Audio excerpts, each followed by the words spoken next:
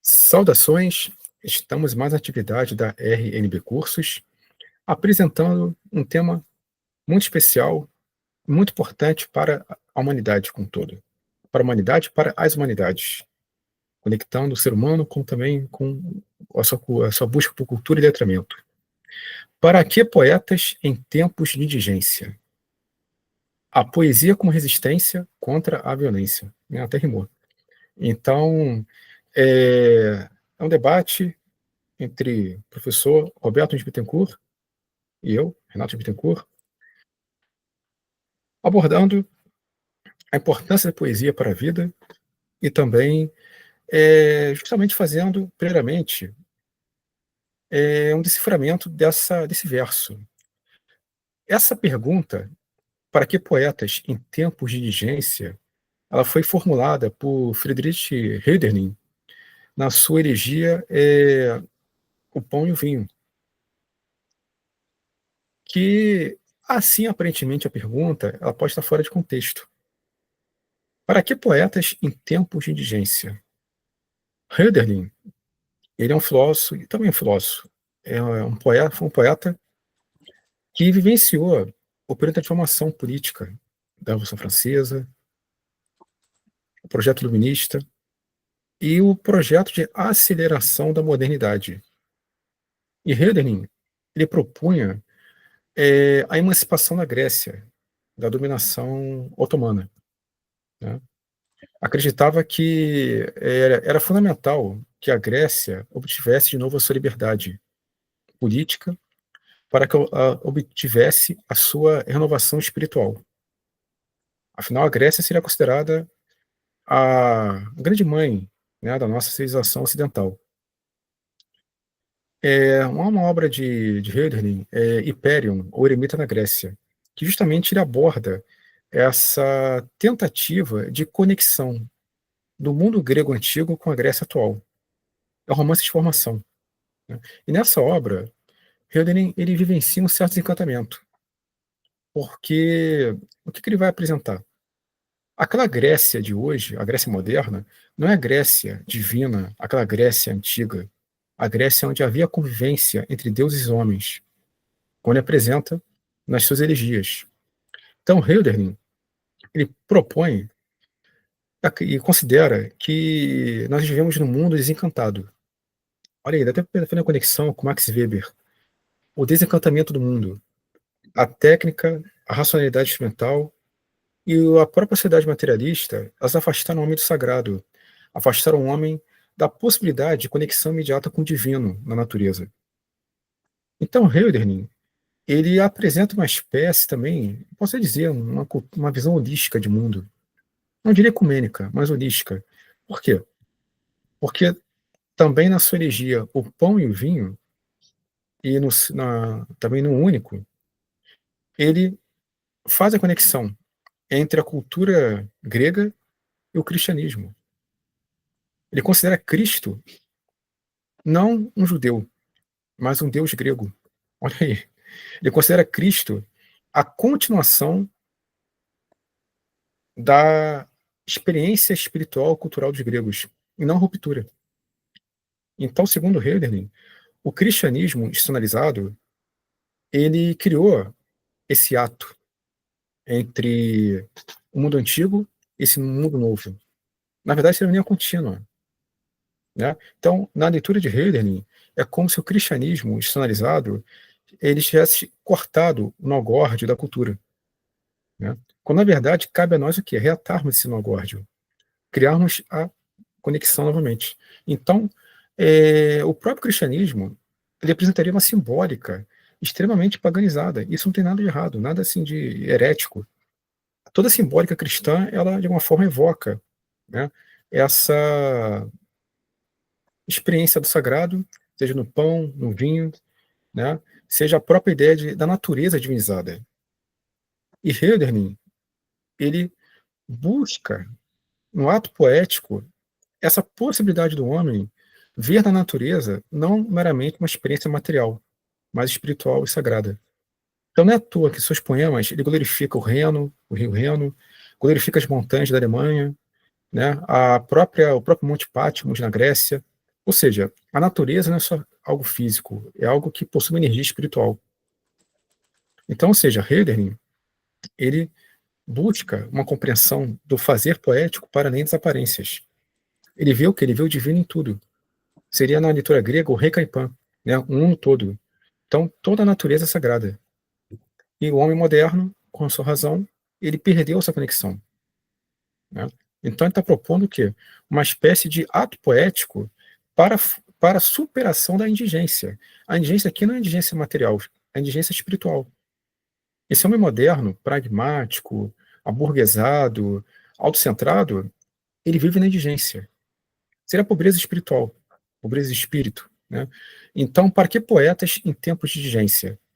É justamente porque não vai ser a razão técnica que vai salvar o mundo, mas a poesia, com a sua beleza, com a sua capacidade de, ao descrever o mundo em versos, trazer de novo a possibilidade do homem se reespiritualizar, se reconectar com a sua dimensão sagrada perdida, seja por valores dogmáticos, seja por questões institucionais, pela própria barbárie da guerra. Que eu retomo aqui, então, o Hyperion. No Hyperion, as tropas gregas, por exemplo, elas recebem suporte logístico dos russos contra os otomanos, os turcos. O que ele vai perceber? Na verdade, o interesse dos russos não é defender a Grécia, não é salvar a Grécia do que seria a barbárie, mas é poder, projeto de expansão territorial, né? Porque havia um embate, né, entre o Império Otomano e a Rússia, assim como também entre os otomanos e o Sacro Império Romano Germânico, em relação, por exemplo, à Áustria, né, que a Áustria não ajudou a Europa né, a evitar a invasão turca nos portões de Viena, que seria um grande risco, né, para a civilização cristã nessa leitura, obviamente, né? Então, é, a indigência desse homem moderno é pautada pelo cálculo, pelo egoísmo, pela impossibilidade de criar de verdade uma fraternidade universal, uma fraternidade entre os povos, para além de todo o sectarismo. É que eu destaco uma questão. Hölderlin foi apropriado de maneira extremamente imprópria pela ideologia nazista, que é um absurdo. Porque Hölderlin nunca defendeu eugenia, nunca defendeu a ideia de pátria como sangue. Ele defendeu a pátria como espírito. Ou seja, ele defende a ideia de Germânia, né? Uma unidade germânica, mas não no sentido étnico, no sentido espiritual, né? E não a Germânia física, mas a Germânia, a Alemanha, né, que seria a Alemanha, para além das fronteiras geográficas. Ou seja, o que é ser alemão? O que é ser português? Então, que tem uma homenagem ao Vasco da Gama, né? O Vasco da Gama como uma espécie de bravador de novo mundo, que também que criaria conexão entre o mundo antigo e a renovação do espírito. Que é a leitura que se fazia da América, né? A ideia da América como renovadora do espírito humano. As Américas, né? A América como um todo, né? Como renovadora do espírito humano. Então, ou seja, mais do que um ato de desbravamento, é um ato de conexão entre as partes, né? Então, o Hölderlin é um poeta da conciliação. É um poeta que pensa sempre na ideia da conciliação entre o humano e o divino, o terreno e o céu, né? E nós perdemos essa conexão. Por isso somos tristes. Por isso nós somos infelizes, né? Então, seja na cultura dionisíaca grega, seja na cultura crística, né? Os símbolos deixados pelos deuses são possibilidade do homem, pelo mito e pela capacidade de interiorização, se reconectar de novo à experiência do sagrado, como ele coloca no pão e vinho. O pão é fruto da terra, de Deméter, e o vinho, né, é o sangue que conecta a nossa alma ao espiritual. Então, ou seja, é a fusão da matéria com a alma. O pão é Deméter e o vinho é Dionísio. Mas também o pão e o vinho se fundem no Cristo, ou seja, esse último dos deuses gregos. Então, assim, é uma leitura que, curiosamente, né, olha aí que bom, né, que não foi para o index nem nada, que você imagina, né, considerar Cristo, o último dos deuses gregos, é uma heresia, né, na leitura católica, por exemplo, seria um absurdo. Mas é interessante que para Hölderlin, ele está propondo uma teologia não dogmática. Aliás, ele próprio também ele estudou teologia em Tübingen, na Alemanha, né? Mas ele está propondo justamente o quê? Uma ressignificação dos símbolos, né?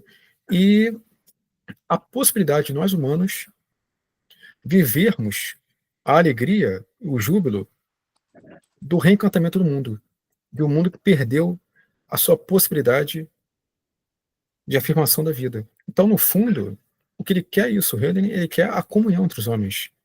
E nesse ponto, há muita conexão de Hölderlin com Schiller. Vamos lembrar, por exemplo, de Schiller, a Ode à Alegria, que foi, né, eternizada por Beethoven, na Nona Sinfonia, né? Alegria, centelha divina, né? Um fogo sagrado que emana do céu e embriaga todos os homens, todos os seres vivos, em nome do amor e da amizade, né? E todos aqueles que não quiserem vivenciar essa chama sagrada, né, que chorem. Assim, eu estou aqui falando uma paráfrase do poema, né? Mas a ideia é essa, a busca pela fraternidade universal. Então, tanto Schiller quanto Hölderlin, eles querem o quê? A liberdade espiritual do homem. O próprio Schiller também, em suas obras, Maria Stuart, Dom Carlos, Guilherme Tell, é sempre o quê? A busca pela liberdade humana. A liberdade não só histórica e política, uma liberdade espiritual, perante toda forma de controle absoluto. Também é uma forma de luta contra a barbárie, né? É, ou seja, você só realiza como ser humano pleno com a liberdade plena. E a liberdade não é só você perder as cadeias, né, as correntes, mas também a sua consciência se tornar livre. E para isso é preciso o quê? Olhar além das aparências. A gente compreender que a nossa subjetividade ela se conecta com o outro, no amor, na amizade, na fraternidade, na dança, na festa, né? Há um poema de Hölderlin como um dia de festa. Justamente o quê? A festa sagrada. A festa que vai refundir o mundo humano com o mundo divino. Então, ou seja, nós buscamos essa conexão na leitura cristã tradicional fora da vida física, né? É uma ascensão entre a vida física e a espiritual. Para Hölderlin, não. É necessário que façamos isso na vida. Então, os próprios símbolos sagrados, eles revitalizam essa conexão humana. Fazem com que você compreenda que a tua possibilidade de viver espiritualmente o dia a dia está presente. Basta você ter a capacidade de perceber. Tá? Então, por isso eu queria, justamente, quando a gente apresentou essa proposta, para que poetas em tempo de digência? Né? Essa pergunta ela foi interpretada por vários filósofos, sobretudo Martin Heidegger, né? Que abordou a ideia de o quê? De que a técnica, a razão, esse mundo atual é um mundo acelerado, despersonalizado, banalizado, um mundo onde a gente tem muita fala e pouca interpretação. É um mundo que perdeu o encantamento por quê? Porque nós temos muita informação e pouca capacidade de contemplação, contemplar a natureza, pouca capacidade de a gente entender também o que ouvir a voz de silêncio. Então é um mundo onde do faz-se, né? Me coloca o ser e tempo, um mundo onde nós perdemos a nossa identidade e nos diluímos na massa, tá? Então a indigência está presente aí. A indigência física, que é horrível, a pobreza material, ela nada mais é do que fruto da própria pobreza espiritual. Porque a falta de caridade é a falta de amor, a falta de conexão com Cristo, com o sagrado, com os deuses. Então, essa pobreza espiritual, ela vai se manifestar na prática. O horror, o medo, a guerra, a violência, né? Então, o ato poético para Hölderlin é um ato libertador. Eleutherios, né? O ato libertador, que permite ao homem o quê? Pelas palavras, reencantar o mundo e convidar o ser humano a perceber esse vazio existencial e preencher esse vazio não com coisas materiais, mas com a experiência sagrada. E o sagrado não é uma prática ascética, é uma prática de amor, celebratória, de alegria, né? É a fusão do homem com o divino, pelo êxtase, pela apoteose, né? a celebração do homem divinizado, não para glorificar a carne, a criatura, mas para que o homem se reconheça como envolvido diretamente na comunhão divina. Bem, depois eu vou abordar um pouquinho Jorge Lima e Vinícius Moraes, né, também acho que eles têm contribuições maravilhosas, a gente poderia fazer um curso inteiro sobre o tema, né? Mas agora então vou passar a palavra aqui para o professor Roberto, para também apresentar a sua leitura. Ok, consegue me ouvir direitinho? Tranquilo? Então, né, boas-vindas a quem nos assiste, seja aqui no presencial, né, a Cláudia, depois, se aparecer mais alguém, entrar, ou quem nos assistir, né, depois, ainda que de forma assíncrona. Então, em relação ao tema, né, que me é bastante caro também, eu gosto muito de pensar poeta, poesia, a literatura, né, no mundo, enfim. E acho que é muito importante a gente pensar, né, assim, como um ponto de partida, numa sentença muito simples, é que nós vivemos hoje um tempo de indigência, né? E como o Renato, né, bem coloca, assim, não é só uma questão no sentido econômico, né? Mas é uma indigência visível, né? Visível aí nos corpos abandonados das cidades, né? Mas também num nível aí mais profundo, né? Talvez seja menos visível, né? Mas também tão devastador quanto que é justamente essa indigência espiritual, né? É um tempo hoje assim que o ser humano perdeu as suas referências, né? Mais fundamentais, os valores que sustentavam o convívio, né, esse sentido da vida, da morte, os mistérios do amor, né, da arte, do sagrado, quer dizer, sendo diluídos e descartados, né, transformados, né, e colocaria até assim, transformados em simulacros. Não é uma crise nova, né, mas ela tem se aprofundado, né, e a velocidade assim, com que o mundo gira, essa avalanche de informações, a lógica do mercado, né, que tudo é quantificado, né, inclusive o ser humano, né, provoca uma espécie de exaustão, né, uma exaustão existencial. Os vínculos eles vão se tornando frágeis, né, os discursos se esvaziam, e a linguagem, né, que deveria ser assim, uma ponte, acaba se convertendo em ruído, né, em automatismo, por exemplo, né? Então, as palavras, elas muitas vezes parecem assim já não carregar mundo, né? Algum sentido, algum. Então, a questão, né, orientadora assim, da nossa fala, que nos dá voz aqui hoje, né, para que poetas em tempos de indigência, ressoa com muita urgência, né? E para que a poesia, né? Para que a poesia quando o mundo ele parece ter perdido essa capacidade, né, de ouvir, né? Para que canto, né? Quando a escuta ela se encontra colonizada por algoritmos. E para que a palavra poética, né? Quando a linguagem ela se torna funcional, descartável, esvaziada, né? De presença. Então, a indigência, né, ela não se limita a uma fome material, né, embora continue sendo aí uma ferida bastante aberta na nossa sociedade, né, mas é a fome de sentido, né, uma fome que se alastra, né, uma sociedade, ela pode sobreviver, né, às vezes assim, pensando, né, numa escassez de bens, mas não sobrevive à ausência dos significados. Quando já não se sabe assim, se vale o que vale, né? Vale a pena amar, vale a pena preservar, sonhar, quer dizer, é porque algo essencial já se rompeu, né? E a gente já entra num colapso, né? Porque há uma falha muito grande, né? Uma falha humana e mais do que falhar máquinas, né? Falha o ser humano. Então, é uma crise que nos atinge, né? Uma crise que nos preenche,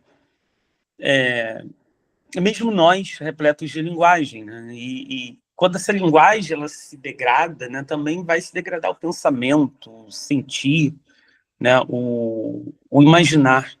Né? O mundo se torna opaco, bastante assim, diferente, e muitas vezes, né, é impossível até de ser habitado, né, inclusive habitado poeticamente. Então, as palavras, quando repetidas, né, sem uma reflexão, né, como eu gosto de colocar, né, sem corpo e sem sangue, né, já não tocam, né, não convocam, acabam se tornando fórmulas. Fórmulas opacas se tornam slogans, se tornam comandos, e a poesia ela parece se deslocar, né? Ou mais precisamente, né? Ela se torna mais necessária, né? Talvez assim, mais necessária do que nunca nesse momento, né? E o poeta, por exemplo, a poeta, né? Diferente, né? Daquele olhar técnico, né? Por exemplo, de propagandista, ele não domina a linguagem, né? Ele serve a linguagem, né? Ele escuta antes de falar, né? Ele se deixa atravessar pelo mistério, né? Pelo mistério daquilo que talvez ainda, né? Bem ao estilo Clarice Lispector ainda não tem nome, né? Então esses tempos de indigência, né? Essa postura, né? Ela parece às vezes insensata, fora do lugar, mas é justamente essa escuta, essa abertura ao inefável, né? Aquilo que não pode ser dito, né? Que pode manter viva a possibilidade de um outro modo, né? Um outro modo de existir. E esse tempo de indigência ele vai exigir também poetas, porque exige testemunhas, né? O poeta como testemunho, né? E aí não basta registrar, né? Registrar os fatos, é preciso dar forma àquilo que ainda não foi dito, né? Dar corpo ao silêncio, né? Dar corpo ao medo, à esperança, né? Que persiste mesmo ali em meio a uma ruína, né? O poeta ele não salva o mundo, né? Mas lembra o mundo que ainda há o que salvar, né? A gente ainda tem aí o porquê lutar, porquê dizer, né? E mesmo aí em meio a essa crise, né, o poeta ele ousa cantar, ele ousa a sua escrita, né? Ainda que muitas vezes sussurrando, mas ele traz a sua voz, né? Então é essa tensão, né? Porque poetas ou porque a poesia em tempos de indigência, né? Porque insistir na palavra quando o mundo parece não querer ouvir, né? E aí eu penso esse lugar da poesia como resistência, né? A poesia como abrigo, a poesia como lampejo de sentido, né? E talvez seja precisamente, né, quando tudo falta, né, que mais precisamos daquilo que não se mede, né? A palavra que abre, a palavra que consola e a palavra que muitas vezes fere, né? Então essa indigência que costuma, né, remeter muito à ideia de uma pobreza extrema, ausência de recursos, né, ela também para a nossa cultura, sociedade contemporânea, uma indigência simbólica, né? Essa falta de sentido, uma falta de orientação, de enraizamento interior que permita, né, justamente ao sujeito habitar o mundo com profundidade, né? Não há pão, né? Não há pão que sacie uma alma que se exila de si mesmo, né? Acho que esse é um ponto assim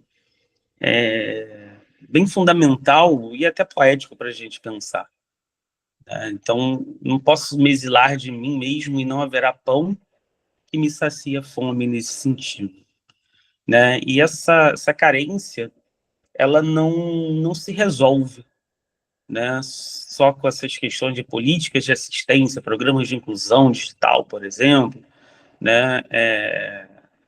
Mas ela vem se manifestando, né, numa solidão de multidões, né, na incapacidade de experimentar o silêncio, né, no medo diante do vazio, né, e essa indigência espiritual, né, é justamente essa perda do vínculo com o mistério, do vínculo com a escuta, né, com o tempo demorado, né, das perguntas fundamentais. Tudo hoje é tão acelerado, tão corrido, tão cronometrado, né? Os encontros são sempre cronometrados. Fulano, eu vou te encontrar, mas logo depois, ó, até tal hora eu posso ficar, né? Não tem como ir além. E é complexo, né? A gente vive uma realidade muito complexa, né, nesse sentido. E é tudo muito opaco, né? E a vida continuando dessa forma, né, ela se torna muito vazia. E isso é simbólico, né? Isso, se a gente analisar, é extremamente simbólico, a partir do momento que a gente pensa justamente esse exílio do sentido, né?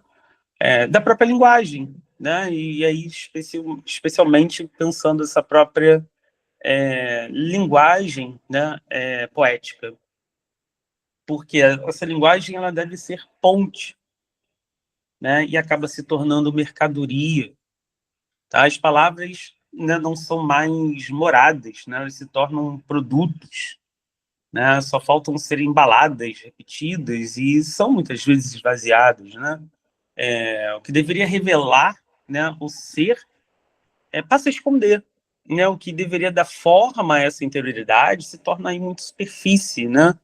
E a palavra muitas vezes é usada não mais para comunicar, né? A palavra é para convencer, para seduzir, é para dominar, né? E a linguagem poética, né, lenta, densa, né, ela aberta ao mistério, ela parece deslocada nesse contexto, né? Porque ela não serve à lógica da utilidade, né? Nem ao mediatismo das redes, né? A linguagem poética não é uma comunicação padronizada, né? A sua força é justamente nessa inadequação, né? Numa inadequação ao cálculo, né? Em ser fiel ao que escapa, tá? E por isso ela se torna incômoda. Nesses tempos, né, de indigência, a poesia parece um luxo, né? Mas é exatamente aí que a sua necessidade ela se revela, né?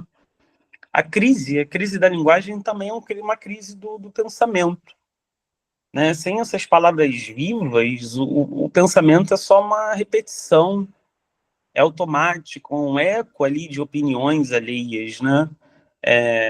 Sem palavras precisas, a escuta vai se embotar, né? E a linguagem técnica ali, embora poderosa, né, em sua funcionalidade, ela não é capaz de tocar esse abismo existencial, né? A linguagem publicitária, ela, embora sedutora, ela não oferece esse enraizamento, né? E a linguagem poética, né, por sua vez, não, ela resiste, né? E ela resiste a essa domesticação.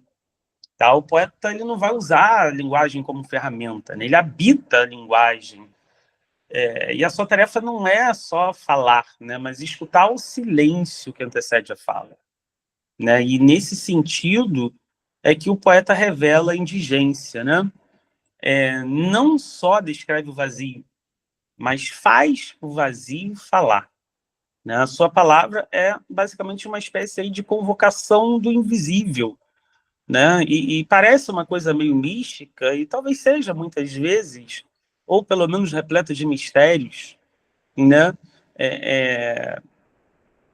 E essa palavra, né? A palavra poética, ela vai encontrar um mundo que muitas vezes estaria ensurdecido, né?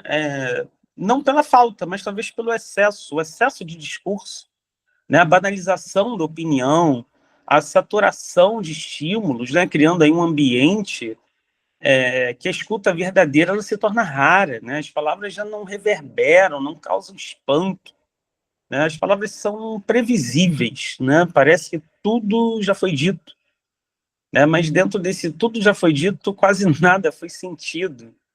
E mais ainda, quase nada faz sentido, né? E eu coloco isso como o triunfo da linguagem sem corpo, né? A poesia nesse contexto, ela aparece como resistência, né? Ela não se adapta, né? Sua força está ali em competir com os algoritmos, né? E interromper esse fluxo, né? A poesia ela não acelera, ela não simplifica, ela não reduz, né? Mas ela exige presença, exige silêncio, ela exige demora. E nesses tempos de indigência, né, que a gente vivencia, tá? A poesia é um ato de insubordinação, né? O poeta, eu diria, então, é aquele que se insubordina a esse tempo, né? E essa insubordinação, né, é quase imperceptível, né? Ela não grita, ela não debate, ela não impõe, né? Mas ela acende a palavra, talvez aquela palavrinha, né, que brilha, que faz vibrar um sentido, né? Onde antes tudo era ruído, barulho, caos, né? Então esse gesto poético ele não é um espetáculo, né? Ele é um lampejo, né? E a gente entende assim que basta um único lampejo para redesenhar, né, justamente esse horizonte da escuta. Então falar da crise da linguagem, né, não é só lamentar uma perda, né, mas é também buscar por brechas, né? E onde há silêncio, há possibilidade, né? Onde tudo parece dito, pode surgir uma nova voz, né? E o poeta ele vai caminhar por essas bordas ali atento, né, ao que não foi nomeado, né? Em tempos de indigência, justamente esse poeta ele é um guardião, né? Guardião daquilo que ainda pode nascer da palavra, né? E se a nossa sociedade hoje ela é marcada por paradoxos, né? Nunca houve aí tanto acesso à informação, né? Tanta confusão de sentido, nós nunca estivemos tão conectados, né? A gente nunca se sentiu tão só. A gente vive nesse mundo acelerado, tecnologicamente sofisticado, mas humanamente empobrecido, né? O progresso técnico ele tem sido acompanhado por um amadurecimento ético, quer dizer, ele não tem, né, sido acompanhado, por esse amadurecimento ético, um amadurecimento espiritual, simbólico, né? Todas as nossas experiências, elas são apressadas, são muitas vezes alienantes, né? E essa alienação ela se intensifica não só no trabalho, mas justamente nesse nosso cotidiano, né? As experiências são utilitárias, são fragmentadas, são imediatas. Vive-se, né, para produzir, para consumir, para performar. Tudo hoje tem que ser instagramável, tiktolizável, enfim, né? Tempo da contemplação, apenas ali dessa performance, né? E tudo mais é suprimido, né? Porque tudo deve ser útil, tudo deve ser visível, tudo deve ser rápido. E essa tecnocracia, né, que organiza o mundo, ela não tem poesia, né? A vida é mensurada em dados e o que pode ser medida é descartado como irrelevante, né? Então, nesse cenário, sentimentos, né, como o encanto, a perplexidade, o assombro acabam se tornando supérfluos, né? Mas justamente esses fatos que fundam a experiência poética, né? E por consequência a experiência do humano, tá? E aí se instala, né, um niilismo como uma resposta a esse esvaziamento do sentido, tá? Quando todos os valores são relativizados, né? Tudo pode ser ironizado, desconstruído, o que resta é o cansaço, né, a indiferença, a descrença, quer dizer, a poesia aí nesse clima parece mais uma voz débil, né, mas talvez seja justamente por isso que ela se torna urgente, né, ela não responde com ironia, né, mas com presença, né, ela não foge do vazio, ela atravessa o vazio, né, a poesia ela atravessa o vazio. E a velocidade, por sua vez, impede a escuta, né? O mundo corre, a linguagem corre atrás, né? Mas a poesia não, a poesia não corre, né? Ela se recusa a competir com o tempo das máquinas, né? O poema, ele cria a sua própria temporalidade, né? Exige pausa, o poema exige corpo, tá? E nesse gesto, diria, anacrônico, desajustado, né, reside justamente a força transformadora da poesia, tá? E o que resta, né, a experiência humana nesse cenário? Resta a arte como brecha, né? A palavra como gesto gratuito, o silêncio como resistência.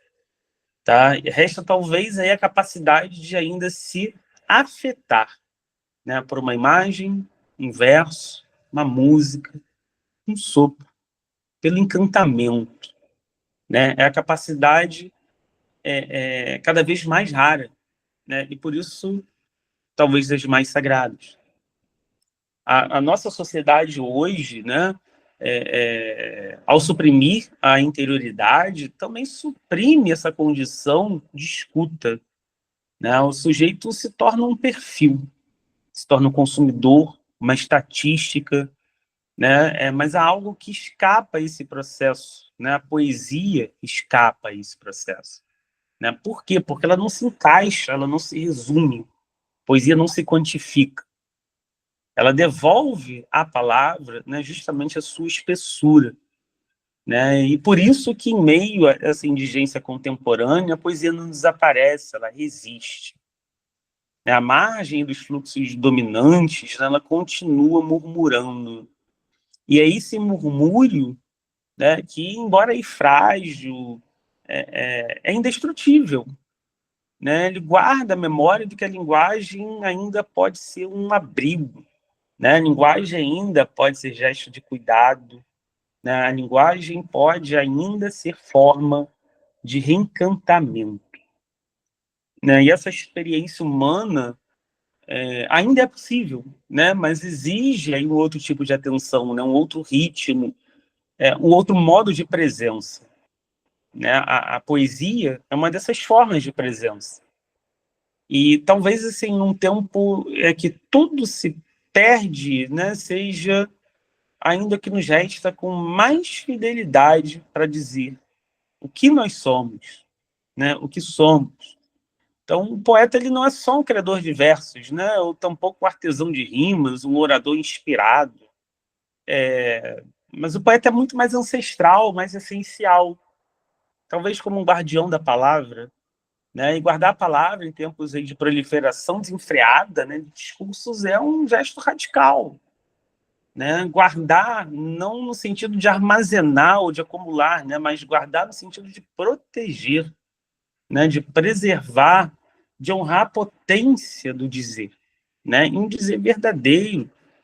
Né? Ao longo da história, a palavra foi sendo aí secularizada, né, funcionalizada, esvaziada de mistério. Né?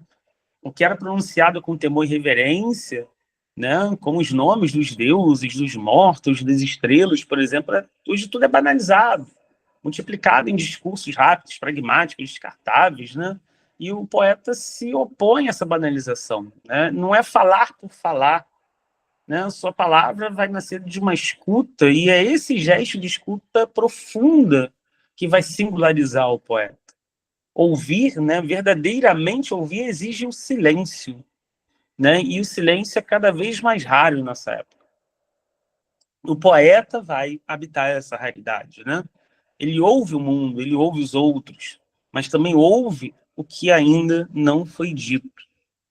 Né? O poeta escuta os intervalos, o poeta escuta os subterrâneos, as dobras temporais, né? Ouve o que ainda não encontrou forma, mas que pulsa, né? Na sombra, que pulsa nessa espera, né? Nessa iminência. Né? Então, o poeta também é um guardião do silêncio, né? O silêncio que vai anteceder a palavra, o silêncio que resta depois do verso, né? O silêncio que o poema inaugura em quem lê. Né? Um poema também é feito de silêncios. E em tempos, né, de ruído permanente, guardar o silêncio é tão urgente quanto dizer. Né? E talvez mais até. Né? E a poesia, nesse sentido, não é só som, mas ela é pausa também. Ela devolve a possibilidade de estar diante de algo que precisa ser nomeado. né? Que talvez ainda não tenha nome, né? Então, um poeta ele não compete com os oradores, não vai competir com os influencers, né? Nem com os especialistas, com a academia, né? Ele não fala ali para convencer, nem para ensinar, nem para agradar, ele fala porque escutou algo, né? Que não poderia ser silenciado. Então, a escuta poética ela é ontológica, né? Estaria a escuta do ser, da dor do mundo, do sopro da infância, do que restou depois da perda, né? E ao escutar, o poeta devolve à linguagem, né, a sua dimensão inaugural, a dimensão de revelar, né? Então, um poeta, como resistência, né, a palavra ali que não se curva, quer dizer, esse mundo, né, que tudo é número, estatística, eficiência, né, diria que o poeta é, por definição, improdutivo. Né? O poeta não gera lucro, o poeta não otimiza processo, ele não melhora índices. Né? A sua função ela não é adaptativa, né? É uma função resistencial. Né? Resiste à lógica do capital, né? Do desempenho, da superficialidade. E é essa resistência, né? Não se dá com bandeiras, né? Mas com palavras, palavras que não servem a nada. E por isso servem um essencial. Né? A poesia ela não vai resolver problemas concretos, né? Ela não oferece soluções técnicas nem respostas objetivas. Né? O poeta não entrega manuais de felicidade nem fórmulas de sucesso. Né? E, no entanto, sua palavra revela aquilo que os discursos dominantes não conseguem ou não querem nomear. Né? A poesia ela vai tornar visível o invisível, faz surgir aquilo que estava oculto. Mas não por falta de luz, mas por falta de atenção.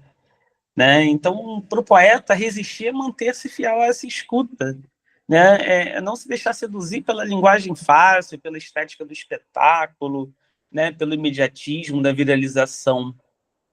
Conservar o gesto inaugural do espanto, né? Da vulnerabilidade ali diante do mundo. Né? A poesia ela não quer explicar o mundo, a poesia quer escutar o mundo até o fim.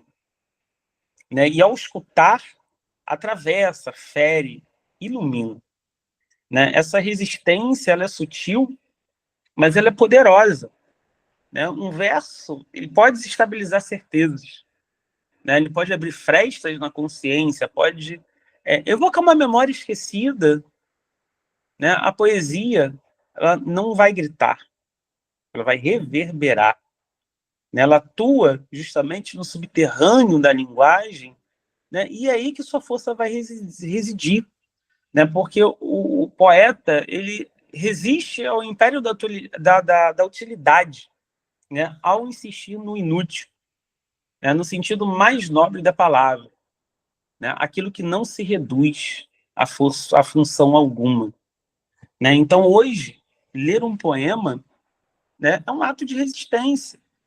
E escrever um poema mais ainda. Tá? No tempo em que toda opinião, a poesia ela se recusa a ser argumento. Né? Ela é forma de presença, é forma de tocar o real, né? Sem reduzi-lo. E nessa recusa ao didatismo, ao pragmatismo, ao panfletarismo, né? Sustenta a chama daquilo que o humano tem de mais delicado, a capacidade de ser afetado, né? A capacidade de ser tocado, ser ferido, inclusive por uma palavra. Então, é preciso justamente essa ideia, né, de habitar poeticamente o mundo. Né? A função poética e ontológica, né, do poeta é fundar mundos possíveis com a linguagem. Ele não descreve o real, ele revela o real.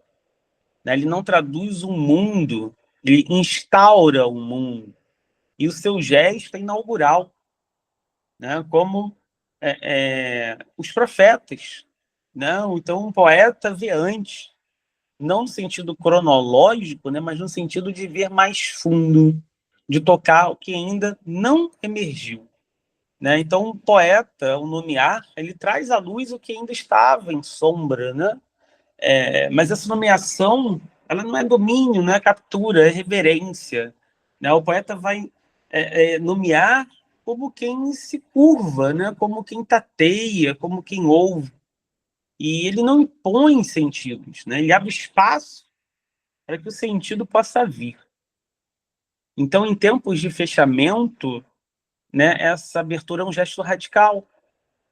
Né? A linguagem para o poeta não é instrumento, é casa, é chão, é abismo. Né? Ele habita a palavra como quem habita um campo minado, consciente de que cada termo carrega memórias, silêncios, carrega espectros e muitas vezes fantasmas. E, no entanto, ele arrisca. Ele caminha entre palavras, né, como quem caminha entre relâmpagos. Né? E nesse risco é que o ser vai se revelar. Né? A poesia é lugar por onde ainda é possível acontecer.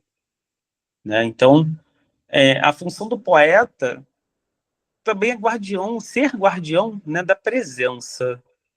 Né? Quando tudo se torna ali funcional, automático, reprodutível, o poeta restaura a unicidade da experiência.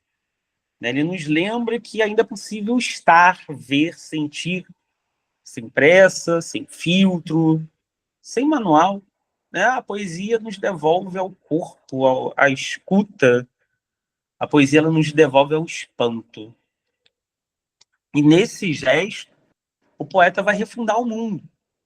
Né? Não com grandes sistemas, né? Mas com pequenos gestos. Né? Um poema pode não mudar uma política pública, mas pode mudar o modo como alguém olha para uma árvore, para uma perda, né? Para um amor que ficou, para um amor que partiu. Tá? A poesia ela não opera no plano da grande transformação visível, né? Mas nessa micropolítica do sensível. Isso por si basta. Então, o poeta ele carrega uma herança, né? Ele fala a partir de uma tradição, seja ela mítica, religiosa, literária, comunitária, mas também reinventa. Sua voz não é puro eco, nem grito isolado, mas é uma costura entre o passado e o porvir. O poeta ele escuta os mortos, mas escreve também para aqueles que ainda vão vir e ouvir. Então, essa posição entre mundos, né, exige delicadeza, exige coragem, uma delicadeza para escutar o que foi dito, né, para não trair a memória, coragem para dizer o novo, para enfrentar o risco do ridículo, da incompreensão, do silêncio. Né? O poeta muitas vezes escreve no escuro, mas é nesse escuro que a linguagem renasce. Né? E ao ser herdeiro, o poeta respeita. Ao ser criador, ele inventa. E a poesia? É sempre nesse jogo entre fidelidade e transgressão. Tá? O poeta ele não é um puro tradutor, nem puro revolucionário. Ele é um limiar. O poeta é um limiar. Limiar entre o já dito e ainda por dizer. Um limiar entre o mundo e a linguagem. Um limiar entre o silêncio e o grito. Né? Então, por isso, a sua função ela não pode ser ensinada, nem replicada, nem programada. Poesia, ela escapa. A poesia não se encaixa em modelos, não se deixa encaixar, capturar por algoritmos. E o poeta, ao escrever, ele participa de um gesto sagrado, que é o de dar corpo ao que não tinha forma, de oferecer voz ao que estava calado. Então, existe uma ética da palavra poética. Né? Se a palavra do poeta é escuta, é fundação e resistência, ele também é esse ato ético. Não no sentido moralista, né? Mas num sentido mais profundo. A poesia é um compromisso com a verdade de sentir. Né? O poeta, ele não mente impunemente, ele pode fabular, ele pode inventar, mas ele não pode trair o que escutou. A ética poética, né, ela está justamente no modo como a linguagem se faz corpo. Não há distanciamento. O poema verdadeiro é aquele que sangra, que vibra, que treme. O poema técnico, frio, engenhoso, ele pode impressionar, mas talvez não toque. E essa poesia, né, o que a gente pode, assim, talvez dizer verdadeira poesia, que é mais profunda do que o poema enquanto um gênero textual, ela toca porque é atravessada pela experiência viva. Isso não significa dizer que o poeta deva se confessar, se expor ou se desnudar, mas que a sua palavra deve ser encarnada. Ela, a palavra encarnada do poeta, traz o peso do vivido, o tremor do real. Um poeta, ele diria assim, é quase que um médium entre o mundo e o sentido. E por isso a sua palavra exige responsabilidade. Dizer um verso é mais do que combinar sons. É assumir a consequência de ter ouvido algo verdadeiro. E a poesia, nesse sentido, é um lugar de escuta, de resposta. Exige do poeta não apenas o talento, mas a integridade. E essa integridade, ela se traduz em precisão, em respeito ao ritmo das palavras, a respiração do sentido. Então, qual é a função do poeta? Talvez seja ali em si mesma excessiva, porque a poesia ela não serve a uma função exterior a ela, Sua função é o próprio gesto. O poeta ele não escreve para algo, mas ele escreve porque não poderia não escrever. A poesia ela não vai responder a uma demanda externa, mas essencialmente a uma urgência interior. E, no entanto, e paradoxalmente, ao obedecer a essa urgência, o poeta cumpre uma função vital para a humanidade. O poeta lembra ao mundo que ainda é possível dizer de outro modo, escutar de outro modo, existir de outro modo. E isso, nos tempos que correm, é tudo o que se pode esperar de uma verdadeira palavra. Então, o poeta ele não é um herói, nem um iluminado, nem um guru. Ele é apenas alguém que ouve mais fundo, que fala mais baixo, que toca mais profundamente. E é por isso, mesmo que ele não mude o mundo, e aí eu finalizo, ele muda a maneira como o mundo ainda pode ser sentido. E é isso. Opa, perfeito, Roberto. Então, agora eu queria também saber aqui do nosso público, se alguém quer fazer algum comentário, porque depois também eu quero analisar, analisar dois poemas, dois autores, mas Cláudio colocou aqui o UAU, e vendo aqui nosso amigo Maico Batista, inclusive com a imagem do Luiz Gama, que foi também um poeta, além de um grande abolicionista, então, ou seja, também interessantíssimo. Podem ficar à vontade, a gente pode fazer aqui uma pequena inflexão, que depois eu quero partir para dois autores também que são fundamentais para a gente tentar pensar, o desconcerto do mundo em relação a toda essa exploração caótica, que nós vivemos. Então, fique à vontade. Hein? Qualquer comentário aí, pessoal, vamos aproveitar para a gente fazer aqui a comunhão poética. Bom, me senti abraçada, assim, pelas suas palavras, Roberto. Realmente, tudo que você disse é uma poesia, assim. E enquanto você falava, eu pensava, não poderia estar num lugar melhor do que o que eu estou agora, assim, porque ouvir isso e estar aqui, de fato, foi revolucionário, assim, as suas palavras muito profundas e com muito sentido. Tenho certeza que primeiro para você, antes de você as comunicá-la, né? Então, fiquei realmente emocionada. Obrigada por isso. Eu que agradeço as suas palavras. Fico feliz.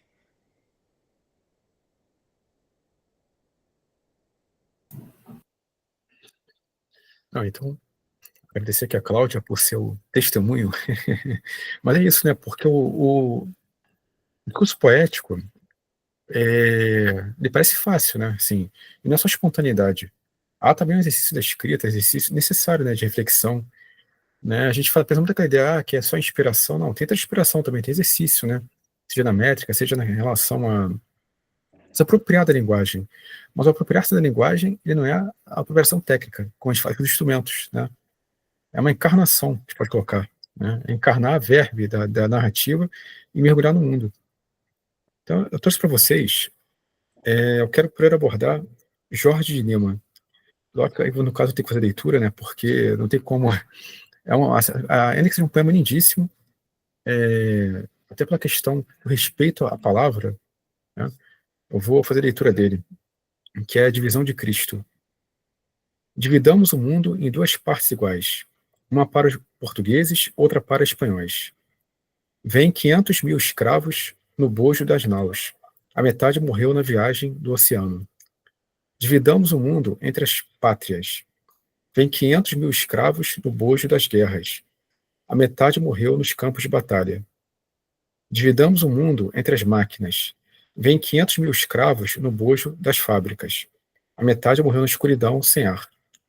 Não dividamos o mundo. Dividamos Cristo, todos ressuscitarão iguais. O que é interessante aqui, né? É uma crítica à modernidade, mas não no sentido da gente pensar um passadismo idílico, utópico, né, como se o passado fosse melhor. Porque parece que é isso, né? Ele está colocando. O recorte técnico dele é a partir das descobertas. 1500 e diante, digamos assim, 1400 e pouco, 1500 e diante. Ah, então era melhor o mundo medieval? Não, não é isso, né? Jorge Nima, inclusive, ele fez parte do movimento filosófico francês vinculado ao Jacques Maritain, que seria um movimento neotomista, né? Mas não no sentido de retomar o passadismo medieval, mas de revitalizar o tomismo para pensar a cristandade atual, né, de uma maneira muito mais crítica, conforme o avanço da modernidade técnica e a densidade do mundo moderno, né? Mas o que ele coloca aqui bem interessante é justamente, ou seja, primeiramente a questão da descoberta, que na verdade, né, não houve descoberta, né? Já havia um mundo aqui, um mundo com cultura, um mundo com vida, um mundo com uma experiência cultural que foi afogada, né, pela violência colonizadora. Segundo, as guerras, que sempre são bárbaras, né? Não existe nada de heróico na guerra, né? Sempre é o quê? A violência, a barbárie, destruição do outro e o ódio. E também eliminação dos mais pobres. Quem morre nas guerras são os pobres, né? As elites, elas, né, fazem lá suas reuniões, os generais, né, se confraternizam, mesmo inimigos. Agora, quem morre são os pobres. Sempre vai ser assim, né? Ou os escravos. Vide, por exemplo, na guerra no Paraguai. O Brasil enviou os voluntários da pátria, né, para a guerra, com bucha de canhão, como, né, como bala para, né, carne de canhão. Justamente para quê? Para eliminar aquele excedente. Quanto a fizeram os argentinos, né? A melhor forma de eliminar os pobres ou é pela violência do Estado, opressão do Estado, pelas guerras, ou mesmo pela pobreza material e a exploração. Então ele coloca aqui, justamente na terceira estrofe, né, que o mundo das máquinas. O que a Revolução Industrial trouxe? Maravilhas, claro, né? A gente não vai voltar ao passado, mas não houve justiça econômica, não houve caridade, não houve fraternidade, né? E aí, inclusive, condena-se a luta de resistência dos trabalhadores contra a exploração do capitalismo, mas não se condena de maneira enfática a exploração do homem sobre o homem, né? Então, segundo Jorge Lima, a única possibilidade da gente encontrar a verdadeira paz é na Eucaristia. Porque a divisão do Cristo que ele está dizendo aqui é o Cristo Eucarístico. Dividir o pão, né, e comungar o vinho. Né? Mais uma vez.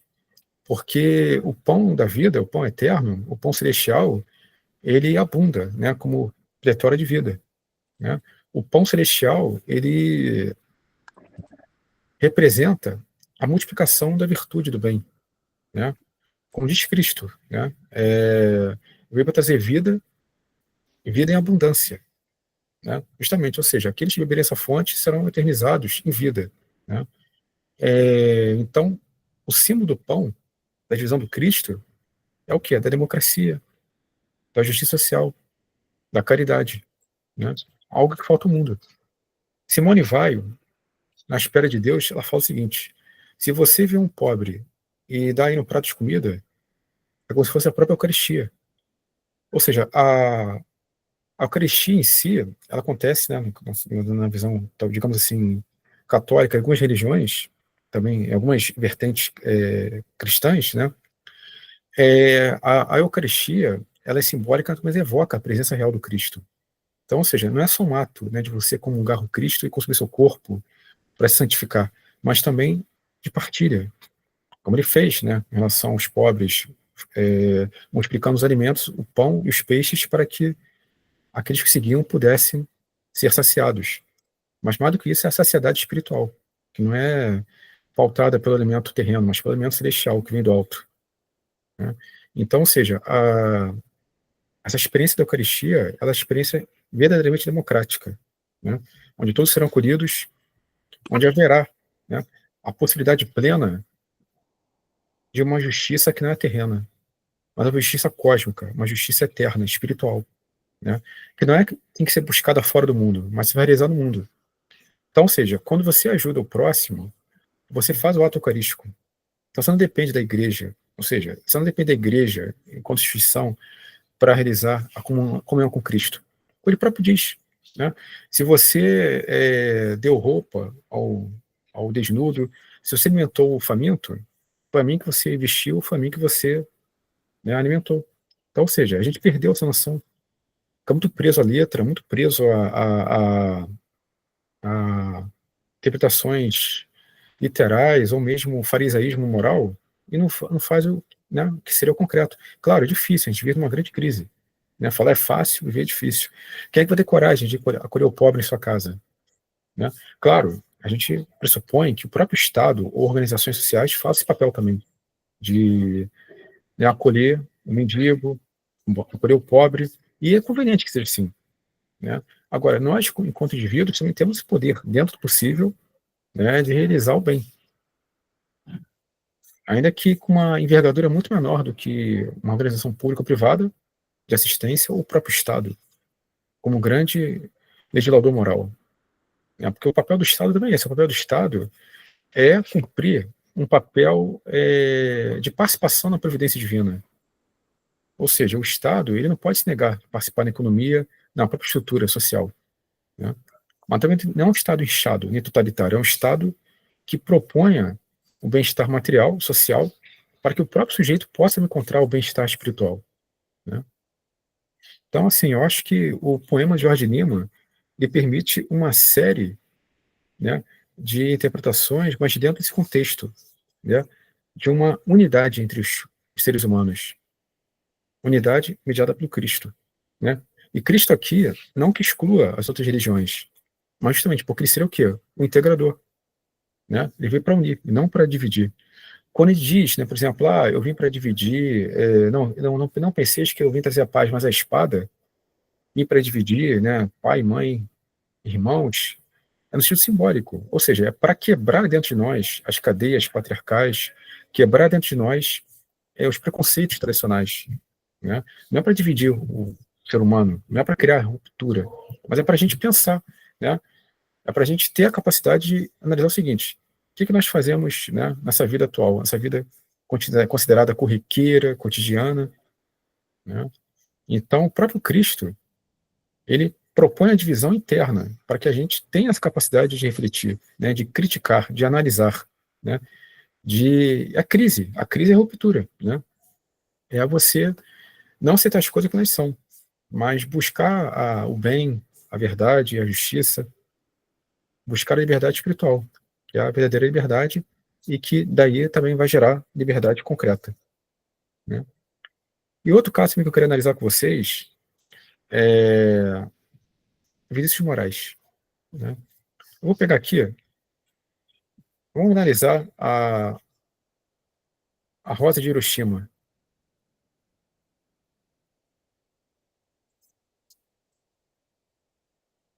que é um poema também pautado o quê?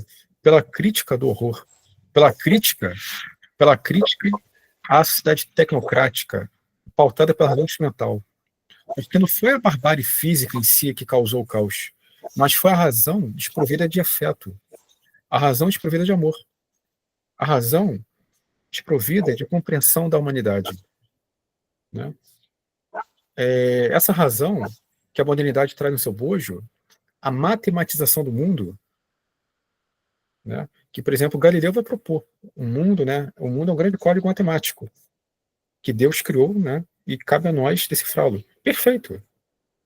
Galileu foi um grande humanista, mas os técnicos da indústria, os técnicos do militarismo, os técnicos, né, da estrutura bélica, o que eles fizeram? Uma economia da morte, da destruição e do horror. Então, ou seja, aquilo que deveria libertar o homem torna sua dominação. Né? Porque o avanço técnico, ele não nega a divindade, muito menos a humanidade. Mas a técnica sem a moral ética, a técnica sem a razão crítica, sem a razão humanista, é violência. E só gera horror e destruição. Então, Rosa de Hiroshima. Pensem nas crianças mudas telepáticas. Pensem nas meninas cegas inexatas. Pensem nas mulheres, rotas alteradas. Pensem nas feridas como rosas cálidas. Mas, ó, não se esqueçam da rosa de Hiroshima. A rosa hereditária, a rosa radioativa, estúpida e inválida. A rosa com cirrose, a antirrosa atômica. Sem cor, sem perfume. Sem rosa, sem nada. Nunca, né, com a técnica, alcançamos um poder de destruição tão terrível. Não é? Então, vejam bem, quanto mais a gente avança nas possibilidades científicas, mais a gente destrói a própria possibilidade de habitar a Terra. Habitar poeticamente a Terra e também promover na vida a comunhão. Comunhão espiritual, a comunhão ética, a comunhão social. Né? E dá para pensar aqui outras questões também, que são terríveis. Né? Por exemplo, por que os americanos, lógico, seria horroroso também, mas por que eles não fizeram o uso da bomba atômica na Alemanha? Por que fizeram no país considerado inferior na época? Porque havia esse preconceito também. Né? A cultura eurocêntrica, e os americanos fazem parte da cultura eurocêntrica, consideravam os japoneses inferiores, né? A nível étnico, racial, e também, olha aí, fazia parte de um projeto da mútua destruição assegurada, chamado MED. Né? A bomba atômica foi utilizada, na verdade, para sinalizar aos soviéticos, né, que os americanos detinham poder nuclear, o poder absoluto. Então, ou seja, o aliado, até então, depois se tornou inimigo. Aqueles que lutaram contra a barbárie nazista, em comunhão, depois se tornaram inimigos. Né? Então, vejam, o quanto que o nosso mundo hoje, pautado pela inteligência artificial, que esvazia o espaço do pensamento, pautado pela aceleração, pelo poder da informação acelerada, o quanto que ele esvazia o poetar do mundo. Nossa capacidade, né, de vivermos intensamente o cotidiano, o dia a dia, capacidade de melhorar a sociedade. Mas pode não ter a sociedade perfeita, até porque somos contingentes. Né? E lembra até Santo Agostinho, coloca isso, sobre Roma. Como pode Roma, que era a cidade eterna, ela está em colapso?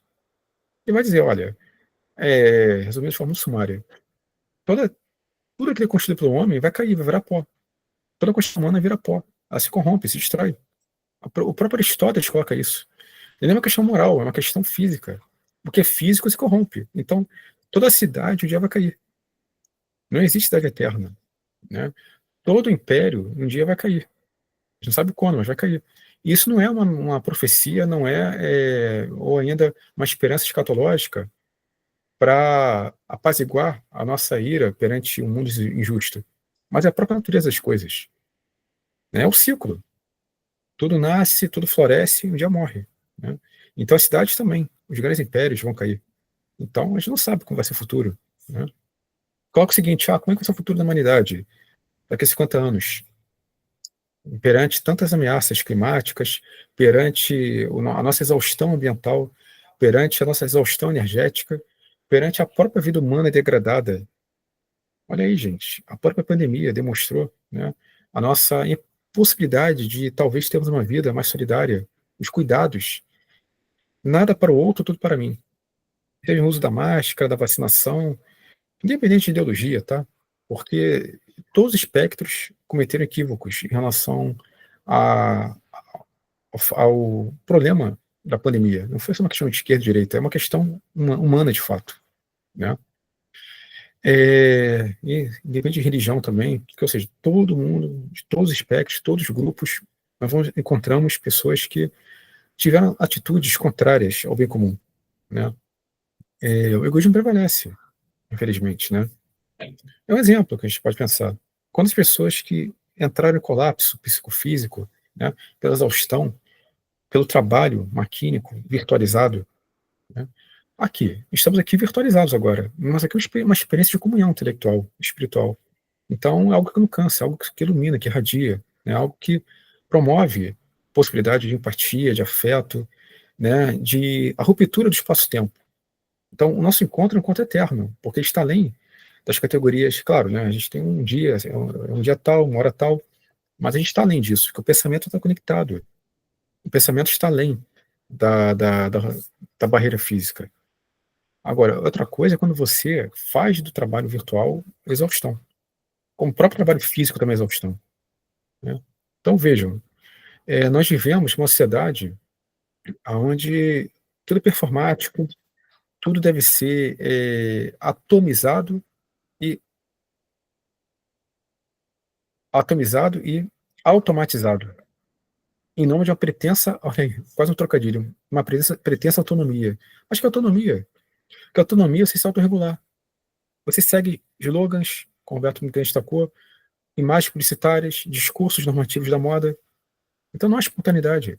Os próprios algoritmos, você acredita que é livre, mas na verdade isso é livre. Você compra ideias, compra produtos e serviços pautados já por escolhas externas.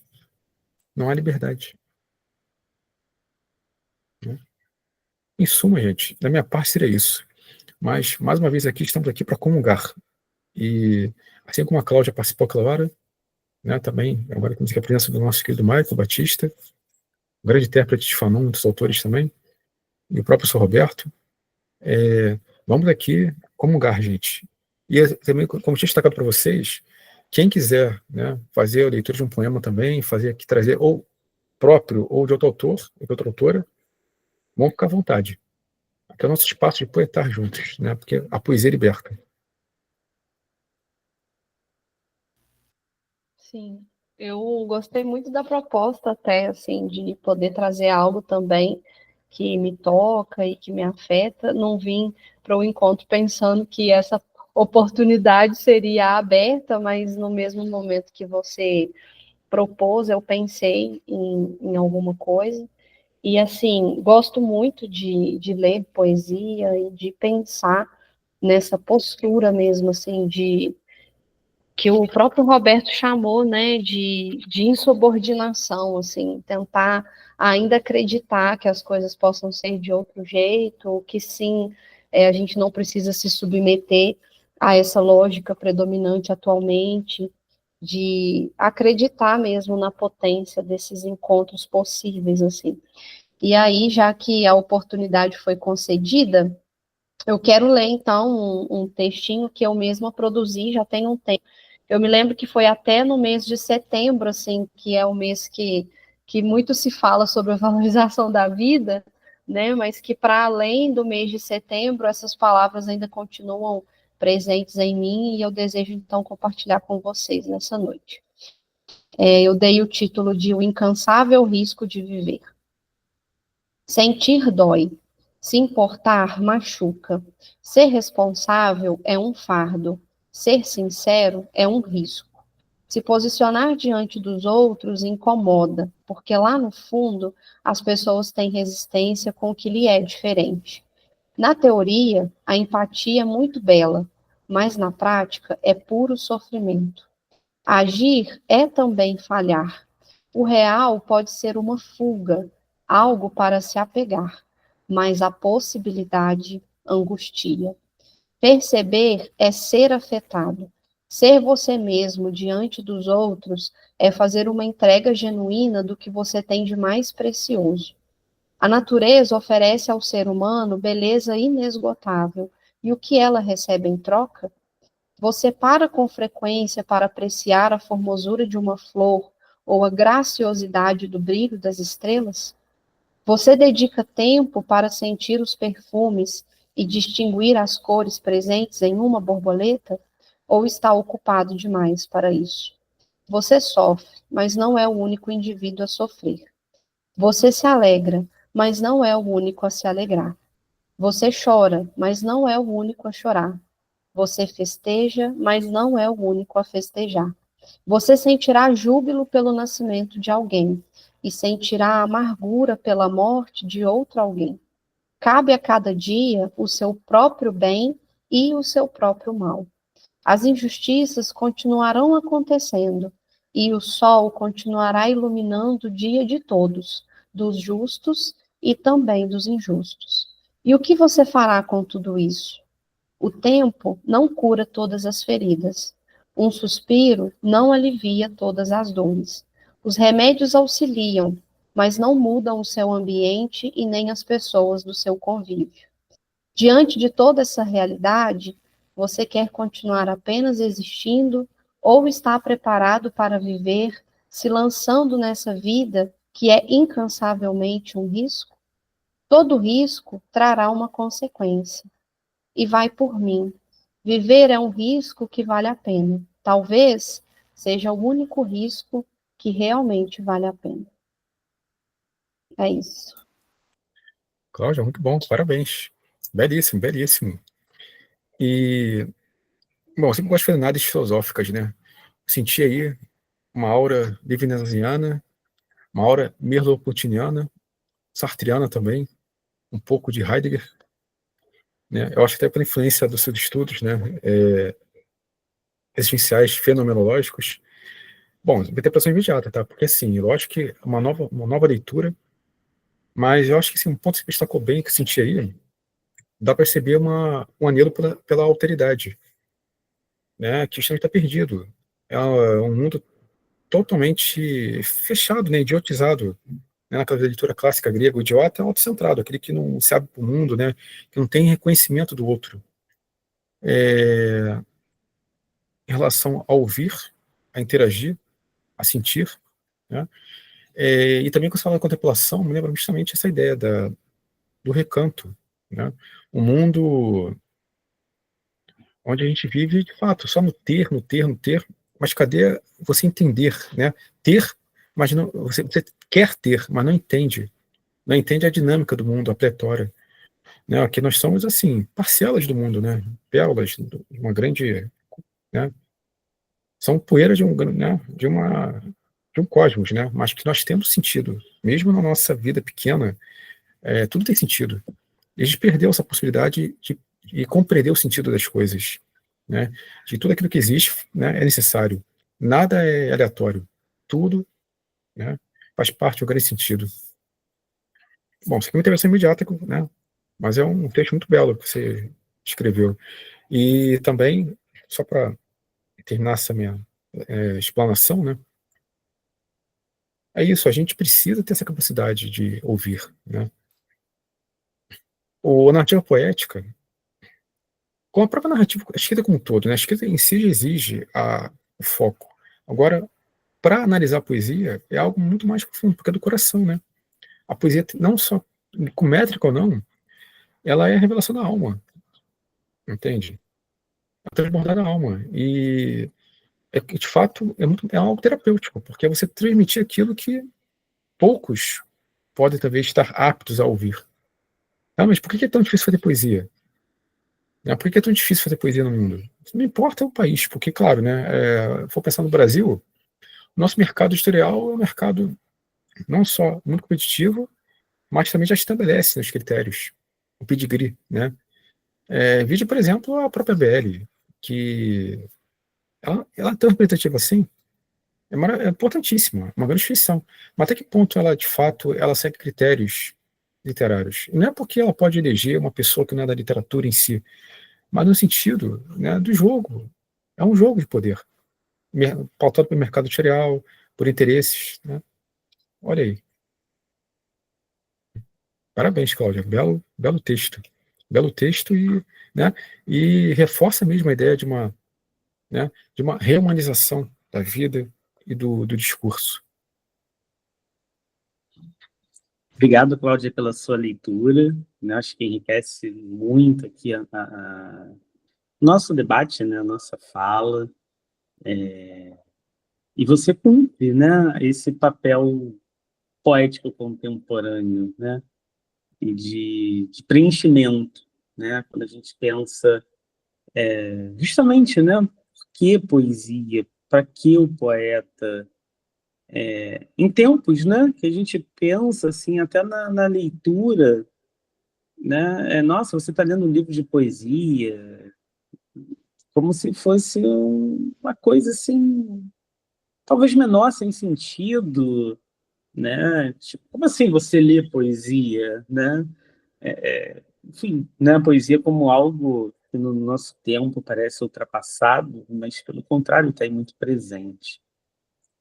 E aí, né? Conforme você fazia a sua leitura, eu acabei revisitando também um poema meu. Gosto de vez em quando também de colocar uns poemas no papel. Não mais no papel, hoje é tudo muito digital, né? Me rendi um pouco a essa questão do digital, no sentido até de economia, né? Então, no papel digital, né? Eu gosto um pouco dessa expressão, assim, né? Pensar um pouco a tela como um papel digital. Um poema intitulado Distopia, né? Que está no meu nome é Legião, né? Um livro que eu publiquei. Às vezes, eu confundo as minhas próprias datas, mas em 2020 alguma coisa, né? Não tão distante assim. E eu digo o seguinte, eu não, meu eu lírico, né? Deixei de estar presente no poema quando depois que ele foi escrito, né? O que passa a habitar é uma voz outra que talvez ali já não seja mais a minha, ou não só a minha, né? Tantas e tantas e tantas outras vozes. Que esse foi o grande sentido que eu quis dar ao título, né? Ao revisitar uma passagem bíblica, né? Meu nome é Legião. E é o único momento do livro que eu uso a primeira pessoa, né? Em nenhum outro momento a gente vai encontrar a palavra eu dentro do livro, né? Porque eu quis justamente trazer a ideia do coletivo, ou muitas vezes até do apagamento do sujeito. E aí o poema diz o seguinte, eu preciso ler porque eu também não decoro os meus poemas. Existe uma certa aura de lirismo paradoxal nas ruas da cidade, que transita entre o torto e o belo. Nos sinais, os artistas sem pão. Pelas esquinas, mulheres vendendo seus sonhos a preço de nada. Praças e calçadas, escolas, igrejas, prédios. Passos apressados que se perdem, as curvas e becos, como num canto qualquer do mundo. Cacofonia caótica de acontecimentos e imagens no cenário urbano da metrópole. Tumulto de palavras e passos, gestos, idas e vindas, vidas impelidas pelo furor de Cronos. Entre o sólido e o insólito, a multidão, o indivíduo, busca frenética de suas vocações, no cinza do dia e dos prédios. Há tanta gente que some, que sente, sem nome, sem rastro, com fome. Voltando para casa no último trem da noite, a criança dorme o sono justo no colo da mãe. Ambulantes passam, ainda na esperança do fim do dia. Um homem olha pela janela. Talvez esteja sonhando acordado. vidas de mulheres e homens diluídas no tempo, em dimensões de um tempo anterior e infinito, vivendo suas vidas, fio a fio, tecendo até que um dia a força poderosa do tempo a romperá. Distopia. Muito bom, muito bom. Falando de distopia, né? Você vê, todas as nossas narrativas literárias, 1964, George Orwell, Geral Mundo Novo, Huxley, o próprio mundo hoje é um mundo distópico, né? Que volta essa questão também que está destacando, tanto avanço técnico, mas com tanta desumanização. E aí achei interessante realmente a gente ter falado tanto hoje de Heidegger, de Hölderlin, e outros autores, né, que justamente vão demonstrar, apresentar esse desencantamento do mundo, né? Esse conceito do mundo, em outras palavras, né? Mas não conforme os autores originais, mas no sentido de pensar que estamos numa sociedade desorientada, sem valores, né? Sem uma visão que não que proponha para a gente uma trajetória linear de vida, mas que permita que tenhamos pelo menos um rumo, né, próprio e que possa também se unir aos demais. Bem, não sei se alguém vai querer mais fazer algum comentário. Michael também está presente, né? Mas eu acho que a gente também faz aqui fez uma espécie de um acolhimento, né, essencial acerca, né, do que é o fazer poético e eu acho que assim de dar resposta, né? Pergunta de Hölderlin, que mais uma vez ele não está criticando a poesia, né? Eu lembro que uma vez, tempos atrás, eu coloquei numa rede social essa pergunta: para que poetas em tempo de indigência política? Aí houve, né, as pessoas falando, poesia é importante. Eu não estava negando o valor da poesia. Acho que as pessoas nem tinham se ligado que estava me baseando em Hölderlin, né? É, a pergunta dele não é para negar a poesia, mas é o papel imprescindível da poesia, como também da arte, da música, da pintura, da escultura. Ou seja, a beleza salvará o mundo, né? É a beleza que salvará o mundo. Mas não a beleza plástica em si, mas a beleza enquanto forma, enquanto criação, enquanto capacidade de você expressar aquilo que é o que há de mais melodioso em você, né? Então, precisamos reconhecer nossas polifonias vocais, nossos sotaques, nossas etnias, reconhecer nossas vivências e afirmar a existência da nossa singularidade. Então, a todos e todos, a gratidão por esse momento de comunhão, comunhão intelectual, comunhão espiritual, comunhão poética, né? E assim fazemos, né, o reatar, né? Reunimos, reatamos o nogórdio perdido da cultura.